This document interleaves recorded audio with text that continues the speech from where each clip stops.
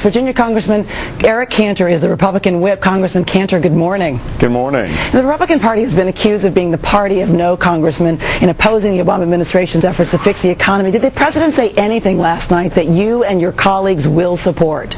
Well, listen, I mean, it's a tough job to stand up there and get those kind of questions from all kinds of different reporters.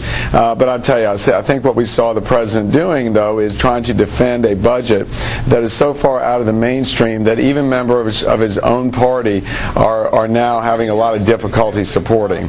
So I think Republicans will join together with those who really want to try and focus on the problems that families are having out there, small businesses, so that we can try and address those through the budget process over the next week or so. Well, one of the things that the president has said is that he's not really gotten a very specific alternative budget. You say the next week or so. What specifically will you be doing in your budget that will allay his concerns that you're criticizing without offering an alternative plan? Well, Ann, it's really unfortunate that the president says that. He knows that we have a plan. The budget process is starting in earnest in the House today as we begin to mark up the Democrat budget.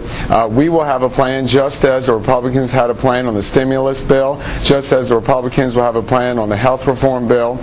So, I mean, our budget really focuses on the fact that we want to grow this economy. We actually have to go and reduce health care costs compared to what this president's budget does, which is actually bloating health care costs by adding another $650 billion. Well, wait a minute. Let's talk about this specifically. You're saying that you would tackle one of the major things that the president says that's got to be fixed, and that is the problem of health care. How specifically would you attack it differently in terms of implementation beyond this money issue? Well, and actually, you're right. I mean, we have to go and reduce the cost to the taxpayer of providing the kind of health care that we need, and we're going to do that by introducing some ability for families to choose so that they can have affordable health care. But at the end of the day, what we need to focus on, Ann, is the fact that this budget goes and taxes the actual job creators that we need to go kick into gear to create the jobs that people are so worried about and are losing right now. Do you trust the president when he says that he's going to tackle more fully this question of cutting the deficit once he's figured out a way to help his economy move forward? Again, we've got to make the tough choices, just as people watching this show are trying to make every morning. They're getting ready to go and drop off their kids at school and go to work. They're worried about their family finances. We've got to do the same thing here in Washington.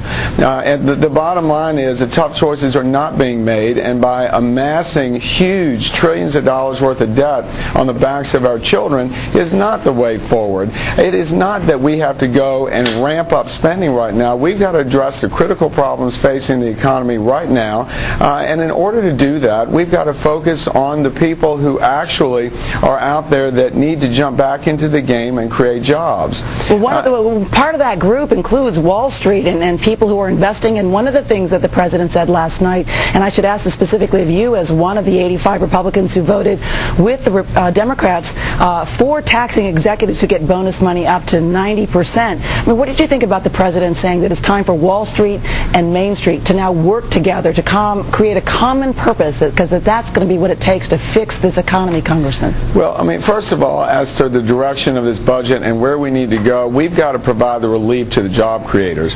The president's budget taxes the very employers that employ 1 in 4 jobs in this country, the small businesses.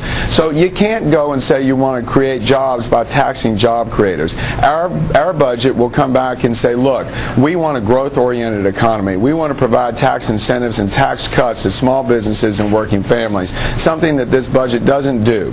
But if you look at the situation on Wall Street and the investors around this country who want to look to their 401ks and their IRAs for retirement security, we have got to go in and provide some more transparency. We cannot be using taxpayer dollars to bail out institutions that have failed. All right, Congressman. And that is the real challenge facing many people today, wondering how is that fair? Oh, well, on that note, we're going to have to leave it. Congressman Eric Cantor, thanks so much for joining us this morning. Thanks, Ann. All right.